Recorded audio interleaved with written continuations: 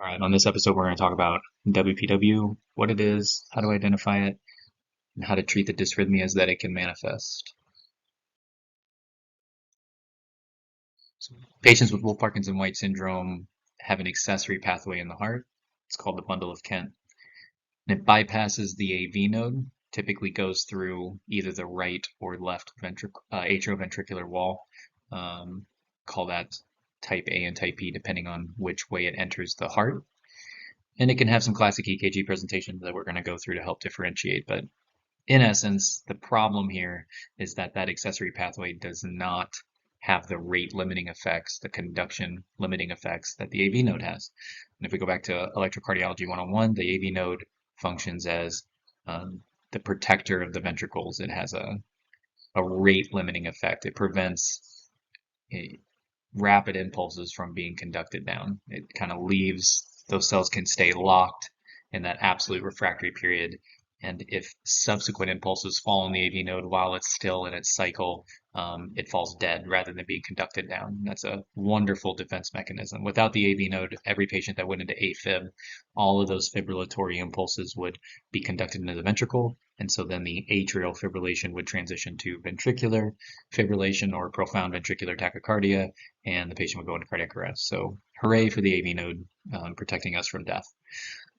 With WPW, we're going to have that problem because they don't have that. And so some impulses are allowed to pass through that node and thus can manifest with certain dysrhythmias that we may require treatment. Now, your patient may know they have WPW, so that's easy, right? You walk up, you're doing your assessment, and they say, "Hey, I have WPW." Cool, you already know. But oftentimes, they're not going to know until they develop their first set of dysrhythmias or have some sort of symptoms that kick off something because otherwise, or they happen to get a diagnostic EKG for something else. They go into the doctor for something else and get a 12 lead. Without that, they're often won't know until early adulthood. And I've had patients that were 30 years old before they and had no idea that they had WPW. So we're looking for in a classic presentation is that delta wave. Oftentimes books will talk about the WPW triad, which is a delta wave plus a short PR plus a YQRS. It's kind of a misconception because the delta wave, which you can see there on your screen, is that slurred upstroke of the QRS complex. So it has to be on the ascending limb. So it can't be on the back side. It's got to be on the front side. And because of it, the delta wave causes a short PR and causes a YQRS. So it's kind of a misconception because it's really just the delta wave causing all of it. So that's what you're scanning for. Doesn't always have to be present, especially if they're in a dysrhythmia at the time you take the EKG. It might not be there, but that is what you're looking for. What's happening pathologically is the impulse that originated in the SA node, when it gets conducted through the atrium, it simultaneously passes through the AV node and the accessory pathway. And since the accessory pathway doesn't have the rate limiting effects that the AV node has, it allows for early depolarization of the ventricle. And so part of the ventricle starts to fire early while the AV node is still passing the impulse through. Eventually, that impulse passes through the AV node as well and gets conducted through the bundle of his and the bundle branches. And so you end up with a normal depolarization that kind of melds with that early ventricular depolarization, which is why you're seeing that delta wave. And there's just a couple more examples. Again, there really is a myriad of ways your QRS can be up or down. The delta wave will be concordant typically with the QRS. Again, the only thing to note for sure that is consistent is it's going to be on the ascending limb, and it can look like a complete notch. It can look like just a slope. Any combination of those things, and it can be present in any lead, multiple leads of the EKG. So there's just kind of a animation I drew just to show you what's happening here. So you can see the red indicates the nodal cells within the atrium, so they're all firing right now. So the atrial depolarization results in the P wave. The impulse hits the AV node, and remember the AV node takes a while to kind of do its thing. So while it's going through its thing, the impulse continues down through the bundle of Kent into the upper part of the ventricle, and so you start to get early depolarization of that ventricle. Now, like I said, there's two types. You have type A. This can be called left-sided. This is when the bundle of Kent passes through the atrioventricular wall of the left atrium and left ventricle. And it presents with a classic RVH or right ventricular hypertrophy type pattern. Again, it's not RVH, it just looks like it. It has to do with the way that the electricity travels. Since it's entering through the left, it kind of cycles through and moves from left to right and increases electrical amplitudes in the right-sided chest leads, which are V1, V2, and V3. Same, basically, almost non-discernible from RVH, minus the fact that, as you can see here, we have the delta wave. You can see the delta wave very prominently in the inferior leads, in leads 2, 3, and AVF. So again, this is another of many examples where an EKG can show multiple different things, or can show the same thing, but could be multiple different things depending on the patient, right? If you showed me this EKG, minus the delta waves, of course, but if you showed me this EKG and I saw tall R waves in V1, V2, and V3 with high amplitudes and T wave inversion, I'd be thinking, okay, I've got RVH, RV strain, maybe a PE. But you then tell me that it's a 18-year-old kid who's been having palpitations, and I'm going to think, okay, that's probably more likely to be type A WPW. All right, so another example here. This is one where it helps to know what normal and abnormal is. If you're good at EKGs, you're going to look at this. You're going to go, man, V1, V2, heck, all my precordials are upright, and that's not normal. V1's QRS should be down, indicating that I have increased right ventricular electrical activity. And what's the cause? Is it RVH? Is it a PE? Is it RV strain? But then if you provide clinical context and say, oh, it's a younger adult maybe with syncope or tachycardia type symptoms, palpitations, stuff like that, then I go, okay, then this is probably WPW. One EKG difference that would be very unlikely, if not impossible, in the RV strain category, the PEs, the RVH, stuff like that, would be the short PR and delta wave that you notice in V3, V4, V5. So that's much more the hallmark of WPW versus something like RV strain patterns. So again, this is WPW type A. So type A is left-sided, then type B is going to be right-sided. So these are going to be entering the ventricle from the right atrioventricular septum, bypassing the AV node. Sometimes people say that this is an LVH mimicker or an LV strain mimicker. So if type A is a RV strain pattern looking ECG, then type B is just going to be the opposite. And so you can see here, your R wave progression is normal, V1's down, V6 is up, V4 is up. It's not completely normal because typically it goes from the most negative in one, most upright in V6, but again, it's not that abnormal, and certainly you could see variations like that just if you put your precordial leads in the wrong area. But some things that jump out, right? We have big QRS complexes, so that's telling us that the electrodes are picking up a lot of energy. So your differential already should be, okay, is this some sort of strain pattern, or what's causing the excitation or the increased energy? Maybe I got a big ventricle. But when I look closely, I notice my P waves are right up on my QRS. That's really obvious in leads 2, 3, AVF, all the inferior leads. And then not as obvious as in some of the cases I've already shown you, but you can see that gentle ascending limb of the QRS complex. Again, not super obvious. If you showed me this and I didn't see the short PR, then you didn't tell me anything about WPW like presentation. I don't know if I would even pick up on that, to be honest with you, but otherwise, that's what we're looking at there. So that is WPW type B.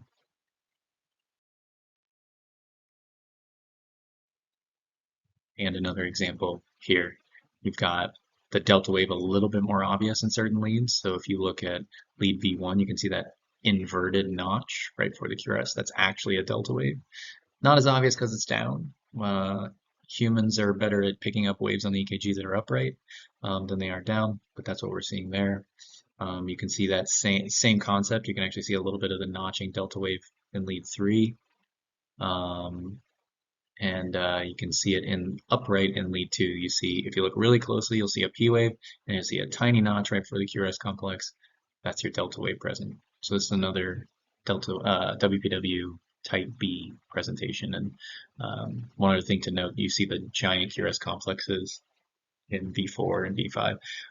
It's a pre-excitation uh, event, and that excitation, that abnormal depolarization, produces more energy. So on your ECG, it's very common in WPW patients to have large QRS complexes as a result, because again, the ECG is just picking up more, that extra energy that's being produced. So none of those that I showed you are of concern. If they're just hanging out in WPW um, in a sinus rhythm, I'm not worried about it. When emergency medicine gets involved is typically when WPW turns into a tachydysrhythmia. And there's two major groups that can occur. We can get an atrioventricular re-entrant tachycardia. This is what sometimes people call SVT. Keep in mind, SVT is just a catch-all term that means any tachycardia that occurs above at the AV node or above. So when we say SVT, we're typically talking about either atrioventricular re-entrant tachycardias or AV nodal re-entrant tachycardias, which present that classic SVT pattern. So that's one way that this can occur. And then the other one, and this is the scarier of the two, is if the patient develops AFib with a rapid ventricular response, because in WPW that can be a lethal problem. And if you pick the wrong medications to treat, you can make a potentially lethal problem into an actually lethal problem. So let's talk about when WPW turns into a re-entrant tachycardia. First off, this is actually a beautiful example. I get people all the time ask me, man, how do I differentiate when I get these fast tachycardias? Especially how do I tell when it's VTach, right? Everybody wants to know that. And the reality is that it's almost impossible. Well, it is impossible to a high degree of certainty, definitely to 100% certainty, to differentiate true legitimate ventricular tachycardia to some of these other tachydysrhythmias, and that's because there are many things that cause a wide, complex, wide QRS tachycardia, and actually WPW is one of those. It can cause a narrow or wide tachycardia. The width of the QRS is kind of irrelevant as far as pathologically or even from a therapeutic standpoint, because it's the same thing. It just has to, the reason that in WPW you can get either is it depends on where the loop occurs. So anytime you're dealing with a re-entrant tachycardia, whether it's AV nodal or AV tachycardia, that, like I said, again, what we classically call SVT, you can have wide SVT. It can happen.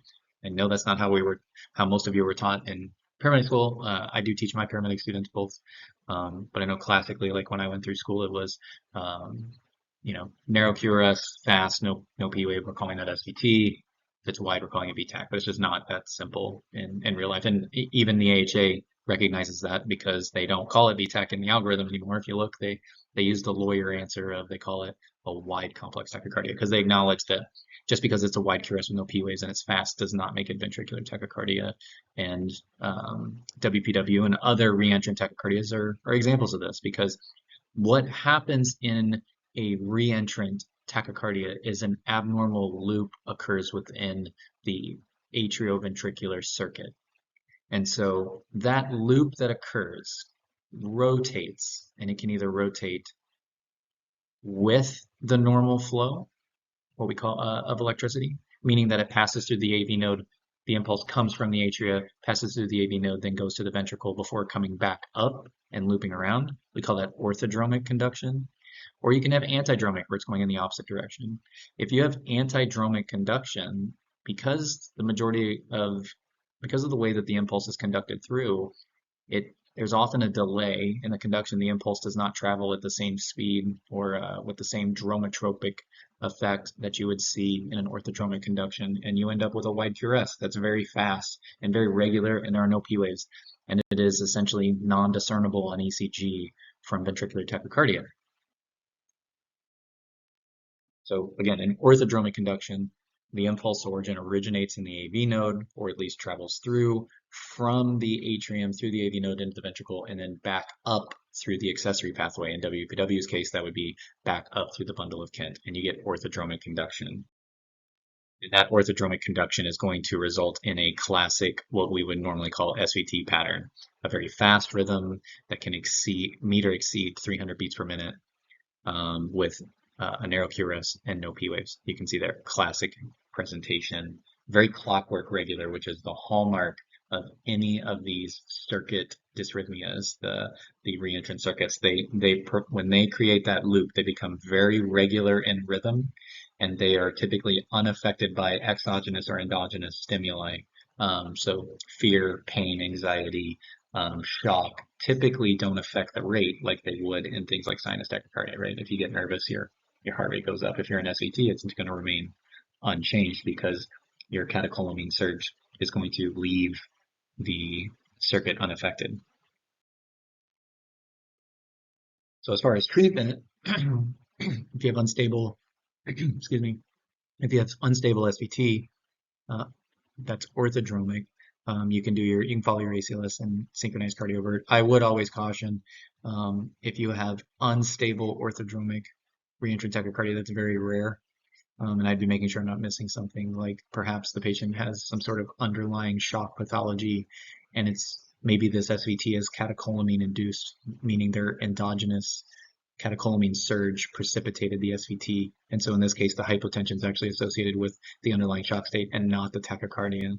That's compounded by the fact that most people that go into an orthodromic ABRT, they're typically younger and they typically have healthy hearts and can typically handle the increased tachycardia. A lot of young children can go into this, and it's very unlikely that they would be unstable from that. So if you do have that, I would always, anytime you have a tachydysrhythmia, it's always good to ask yourself, are the symptoms causing the tachycardia, or is the tachycardia causing the symptoms? Because if the symptoms are causing the tachycardia, maybe we need to fix that first, right? Classic example, if your patient has underlying AFib and they're in septic shock and they're hypotensive and they're in AFib with RVR at a rate of 160, you're not going to cardiovert that patient.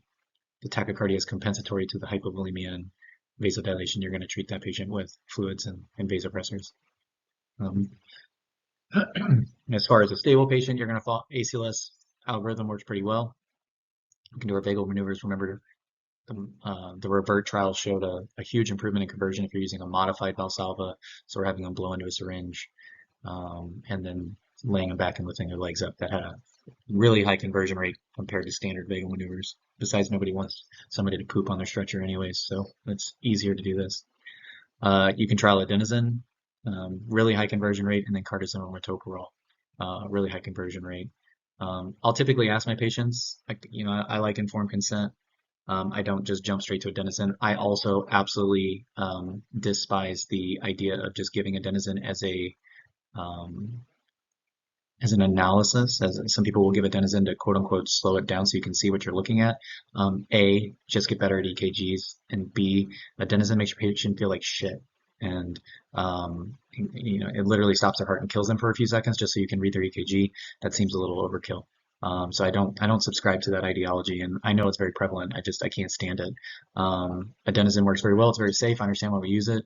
But anytime I can give adenosine or cardizem, I always ask my patient, look, here's the risk, here's the benefit, here's what's going on, and I let them decide. There are lots of case reports of people with recurrent AVRT who found adenosine so unpleasant that they actually wouldn't call 911 or wouldn't go to the hospital because they didn't want to get the adenosine. They would just try to convert themselves. So again, there's nothing wrong with, if you know it's SVT or AVRT, there's nothing wrong with having that informed decision, giving your patient informed consent, letting them make the decision, and giving them cardizem. It's just as effective. It has less side effects, less psychological side effects, I should say, comparative to adenosine. Antidromic conduction is going to be the opposite. So this is one where the impulse origin originates, travels down the accessory pathway, and then comes back up retrograde through the AV node. Because of this, because of the way that it goes, you can end up with a wide QRS. And so this is, in essence, virtually indistinguishable at times from, say, legitimate ventricular tachycardia. And there's a example there. You can see a wide, fast rhythm, no discernible P waves. There's lots of tricks with ventricular tachycardia. An extreme right axis, Brugada and Josephine sign. Some people talk about looking at V1 and V6 and which way that they point, and all of those have some element of sensitivity and specificity, and are certainly things you can look at, but none of them are going to be absolute. And for me, I take a very pragmatic approach when I'm trying to discern the different tachy dysrhythmias when they're really fast. And that's really just, what is my patient? You know, is your patient a 60-year-old with prior cardiac disease and a couple MIs? Well, if they have an EKG that looks like this and they have that history, well, it's probably VTAC, and you need to treat it like it's VTAC. You need to use ventricular antiarrhythmics. So considering lidocaine or amiodarone procainamide. Again, my opinion on all of this, of course, and follow your local protocols and guidelines. But conversely, though, is your patient an 18-year-old kid who had palpitations, and you get an EKG and you see this? Well, it's really unlikely to be VTAC. And to be perfectly honest, and I probably need to do a video on VTAC too, there's different types of VTAC. There's VTAC that originates in the left ventricle and the right ventricle, and the right ventricular VTACs often tend to be adenosine sensitive and have a very low mortality rate, which sounds a lot like SVT, right? So, and that typically occurs in people under the age of 30 with no structural, like heart disease, or maybe have some inherited congenital defects that precipitate that. So it's a very common sense approach. If you have a wide, fast rhythm with no P waves, ask yourself what your patient is. If your patient's, a little bit older, got some heart disease, and it's probably VTAC, and we'll go that way. If it's younger, healthy patient, it's probably SVT, probably that AV-RT, maybe Wolff Parkinson White with antidromic. So let's treat it that way.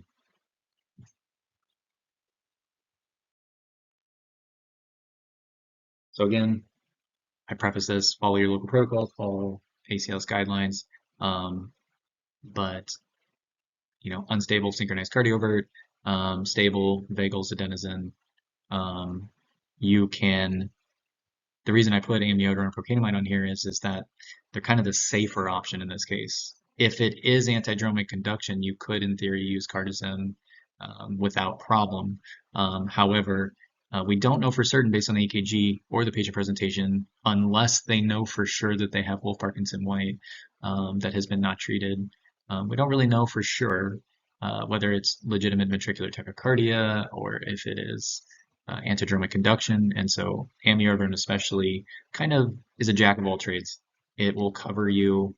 It works moderately well to convert antidromic conduction, works moderately well to convert monomorphic ventricular tachycardia. And so we're just kind of following that algorithm. That's my thought process with that. So that's how I teach people. But again, follow your local protocols and treat your patient as you see them. Now, where we really get concerned with WPW is if they manifest with AFib. And so the problem here, the scary part is that if they have Wolff Parkinson White and they go into atrial fibrillation, then some of the fibrillatory impulses are going through the AV node, some of them are going through the accessory pathway, and some of them are falling dead on the AV node because the AV node is locked in that refractory period. If you miss this and you treat it as just legitimate AFib with RBR, the early therapies, pharmacologic therapies for AFib with RBR is typically the introduction of long-term AV nodal blocking agents like cardizem, metoprolol, even adenosine. A lot of people are taught adenozine's got minimal side effects and nothing long-lasting, and it's got that short half-life, which is all true. But all of them block the AV node, and if you block the AV node from firing, from catching some of these impulses, you can funnel, for lack of a better word, all of those fibrillatory impulses down that accessory pathway. And again, it doesn't have the rate limiting effects that you would see with the AV node. And unfortunately, the drugs that we give that have AV nodal blocking properties seem to not really affect the accessory pathway as much as they can tell. And so we end up with this risk of eliciting a ventricular response that would be in the range of 300 to 500 beats per minute. And of course, the patient would go into diastolic heart failure and cardiac arrest. And so we avoid AV nodal blocking agents, especially cardizem and Wolff Parkinson White with AFib. So how can I tell, right? How do I save that human life? Or at least how do I not kill that person? So there's the ECG triad for WPW with AFib, and that's if you see an irregular pattern with a ventricular response at or exceeding 300 beats per minute, and especially if you have QRS morphologies that are changing beat to beat within the same lead, although you don't absolutely have to have that last one. That is very indicative of underlying WPW with AFib. Now, why 3 to 500, or why a ventricular response exceeding 300? The AV node cannot conduct impulses at a rate exceeding that, right? The maximum AV nodal conduction rate is far below that.